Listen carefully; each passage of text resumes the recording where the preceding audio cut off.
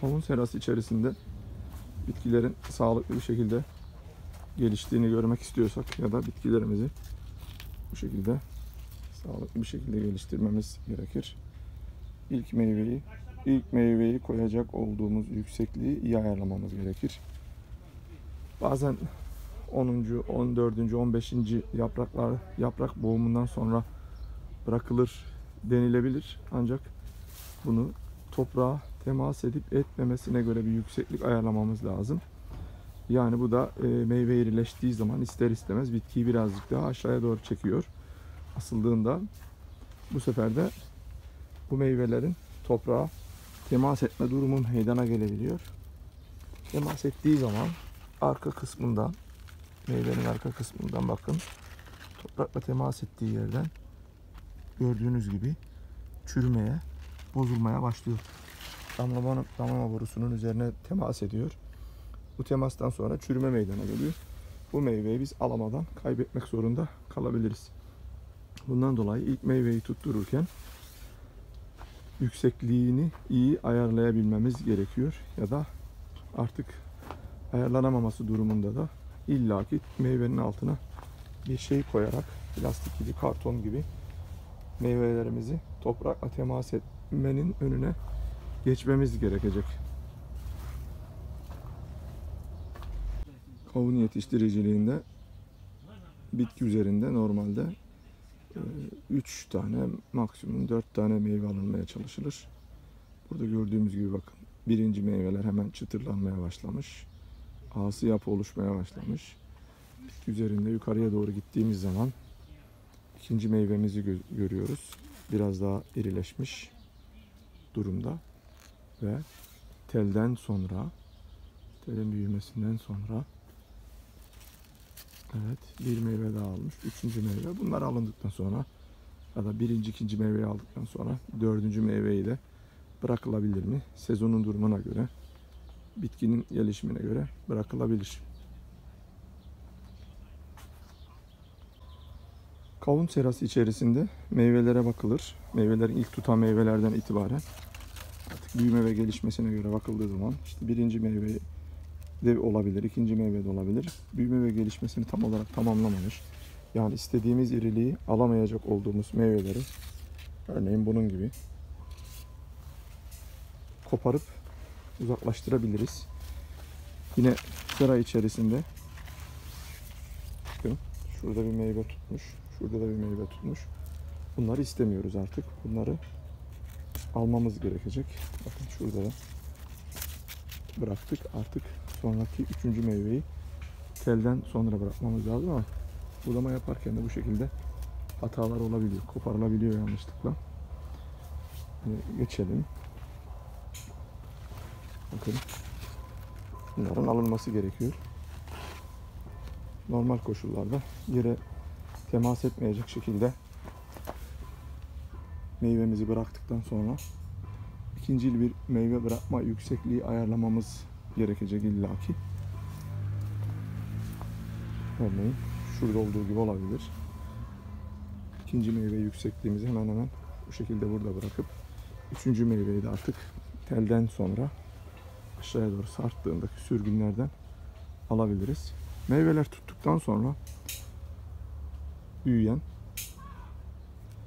koltuğun kavunu meyveye bıraktıktan sonra şunu koparıp almamız gerekiyor. Kavunda andromonoiklik predominantdır zaten. Buna göre yani bir bitki üzerinde andromonoik olabilmesi için hem erkek çiçeğin hem de erselik çiçeğin olması gerekiyor. Bu durumda andromonoik bir çeşit olmuş oluyor. İlk meyvelerin tutturulmasında üretici artık orada yardımcı oluyor. Bazen hormon, bazen arı olabiliyor ama ikinci ve üçüncü meyvelerde havaların da iklimin de iyileşmesiyle birlikte artık andromonoik özelliğinden dolayı meyveler kendiliğinden artık oluşmaya başlar. Çünkü hermafrodit çiçek tozlama ve döllenmede herhangi bir sorun oluşturmaz.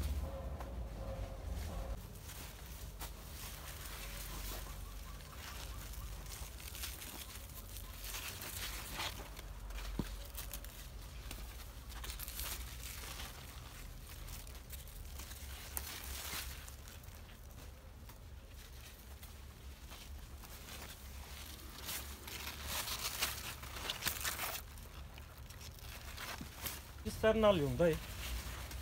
Yukarıda kontrol edemiyorum ağacı ama aşağıdan burada ne olduğunu kontrol edebiliyorum yani. Gelip gittik. Üreticimiz Konyalı Halil İbrahim. Bu şekilde. Yukarıdaki Yukarıda. sürgün budamalarını Sürgünleri. gerçekleştiriyor şu anda.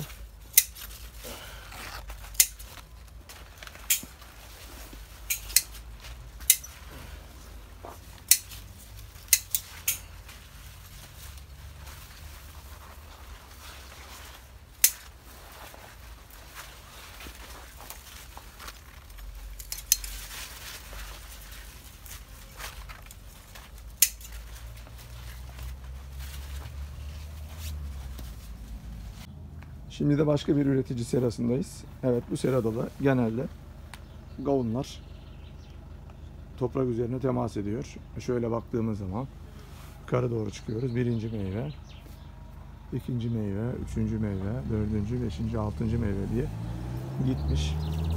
Burada bunların alınması gerekiyordu. Üreticimiz bu konuda biraz geç kalmış. Bu şekilde bunların temizliğini yapması gerekiyor. Yani andromonoik özellik derken kastettiğimiz şu. Bakın, bitki üzerinde erkek çiçeğimiz burada ve bir tane de dişi çiçeğimiz var, bakın burada. Aslında bu dişi çiçek demiş olduğumuz çiçek bakın şurada hemen belli oluyor. Bunu kopardığımız zaman, içine baktığınız zaman hem erkek organın olduğunu hem de dişi organın olduğunu görebiliyoruz. Bu şekilde çiçeği açıp baktığımız zaman taç yapraklarını dışarıdaki çanak yaprakla beraber aldığımda bakın içerisinde hatta şurada hemen tripsini de görmüş olalım. Bakın çanak taç yaprakları alıcı tripsi de gördük.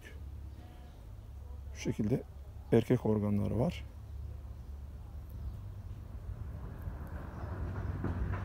Evet, yeşil olan kısımda dişicik tepeleri. Yani bu çiçek hermafrodit bir çiçek. Andromonoik özellik gösterdiği için birinci meyvelerde belki döllenme sorunu olabilir ama ikinci, üçüncü meyvelerde bu sorun artık çiçeğin kendi özelliklerinden ve polenlerin iyi olmasından dolayı artık ortadan kalkar. Kendiliğinden ya da bir böcek yardımıyla veya bir arı yardımıyla rahat bir şekilde tozlanabilirler. Kavunda iyi bir verim alabilmek için ilk meyvelerin biz 2 kilogram civarında olmasını isteriz, ancak genel olarak buna pek ulaşmak da mümkün olmayabiliyor. Çeşidine de bağlı olarak değişiyor bu. 1,5, 1,700, 1800 gram, 2000 gram yani 2 kilogram olabilir. Ancak ikinci meyvelere gittiğimiz zaman artık burada 3 kiloları, ikinci meyvede, üçüncü meyvede 3 kilo, 2,5 kilo gibi ağırlığı yakalarız. Bu da bize iyi bir, eğer piyasada yardım ederse iyi bir kazanç elde etmiş oluruz.